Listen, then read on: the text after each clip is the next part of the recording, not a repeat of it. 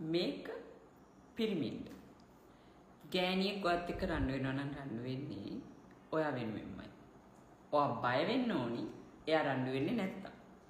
ගෑනුවයි පොඩි දෙයකට රණ්ඩු වෙනකොට පිරිමි හිතන්නේ මෙයා කිසිම රෙස්පෙක්ට් එකක් නැති. හරිම නපුරු.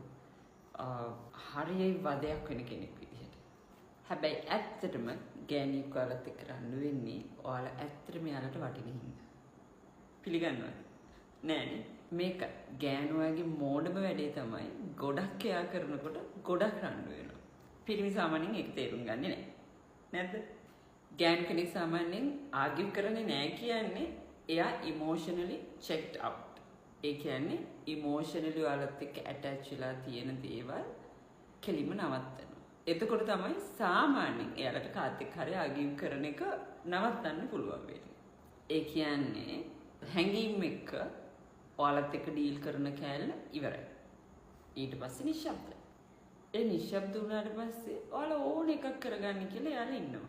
පිරිමින්ද හිතෙනවා නම් ඒ නිශ්ශබ්දතාවේ මාර සැනසීමක් කියලා නෑ. ඒ නිශ්ශබ්දතාවය ඔයාලට සැනසීමක් වෙන්නේ නෑ. ඒ නිශ්ශබ්දතාවය කියන්නේම යාලා ඉමෝෂනලි ඔයාලගෙන් ඈත් වෙලා. ගෑනු කෙනෙක් කෑ ගහලා පොයින්ට් අවුට් කරලා එයාගේ හිත රිදිච්ච තැනක් හරි යා කැමති නැති තැනක් හරි ඔයාලට කියන්න හදනවා නම් ඒ කියන්නේ යා තාමත් විශ්වාස කරනවා මේ රිලේෂන්ෂිප් එක අපි තියාගන්න ඕනි එකක්. ඒ කියන්නේ මේ රිලේෂන්ෂිප් එක නැති වෙන්න ඕනි දෙයක් නෙමෙයි. මේ රිලේෂන්ෂිප් එක තව දුරටත් මම try කරනවා තියාගන්න. මොකද සාමාන්‍ය රිලේෂන්ෂිප් එක ඒ බොන්ඩ් එක දන්නේ ඔයාලා දෙන්නනේ. සමහරට දෙන්නට දෙන්න දැනෙන ප්‍රතිශතය වෙනස් වෙන්න පුළුවන්. හැබැයි මේ බොන්ඩ් එක ඔයාලා දෙන්නම දන්නවා. එතකොට සමහරට දැනෙන කෙනා වැඩිපුර කෑ ගහලා වැඩිපුර ඒක රැක ගන්න හදනවා. ගොඩක් වෙලාවට ගෑනු ගොඩක් ඉවසනවා. ගොඩක් chances දෙනවා. පොඩි පොඩි දේවල් වලට කම්ප්ලේන්ට්ස් ගේනවා කියන්නේම එයා තාමත් විශ්වාස කරනවා නෑ අපිට හොඳට ඉන්න පුළුවන්. අපරාධ මේ රිලේෂන්ෂිප් එක නැති වෙන්නේ කියලා. ගෑණියෙක් මොන හරි කෑ ගහලා කියනකොට try කරන්න ඒ ගෑණිගේ වචනවල එල්ලෙන්නේ නැතුව මොකද්ද ඒ ගෑණි ඔයාලට කියන්න හදන්නේ කියලා. චුට්ටක් හිතලා බලන්න මම මොනවාද කරේ මම මොනවාද හදාගන්න ඕනි මෙයා මොකද්ද කියන්න try කරන්නේ කියලා. එහෙමනම් එක වටිනාකමක් තියෙන රිලේෂන්ෂිප් එකක් නම් එහෙම වටිනාකමක් තියෙන බොන්ඩ් එකක් නම් ඔයාලට හැමදාම මේ බොන්ඩ් එක තියාගන්න පුළුවන් වෙයි. ස්පෙෂලි පිරිමි හිතන්නේ මේ ගෑණි මාව බය කරලා තියාගන්න හදනවා කියලා.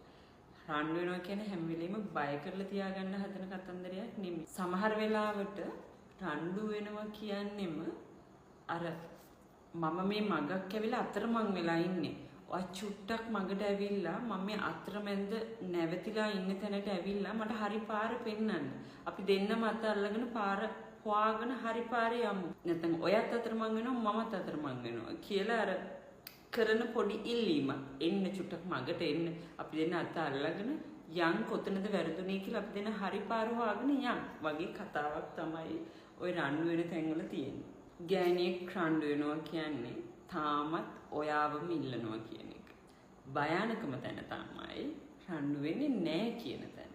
රණ්ඩු වෙන්නේ නැහැ කියන්නේ එයා හිත හදාගෙන ඉවරයි. සමහර වෙලාවට ඒ ආදරේ, ඒ බැඳීම, ඒ ඔයාලගේ තිබ්බ හැමදේම, ඒ බොන්ඩ් එක, රිලේෂන්ෂිප් එක ඉවරයි.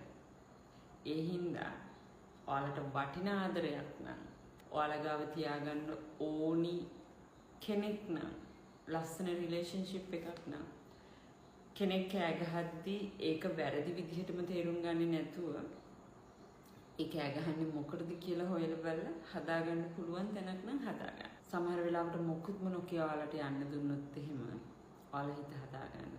ඒ කියන්නේ රිලේෂන්ෂිප් එක තවදුරටත් එතන නැහැ. ඒ ආදරේ තවදුරටත් එතන නැහැ.